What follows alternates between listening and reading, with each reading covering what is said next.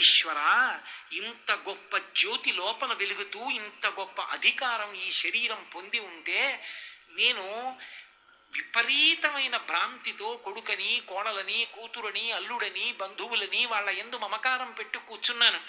ఆయుర్దాయమా అయిపోతోంది, కార్తీక మాసమా ఏడాదికి ఒక్కసారి వస్తుంది, వచ్చే ఏడాది అంటూనే ఉన్నాను.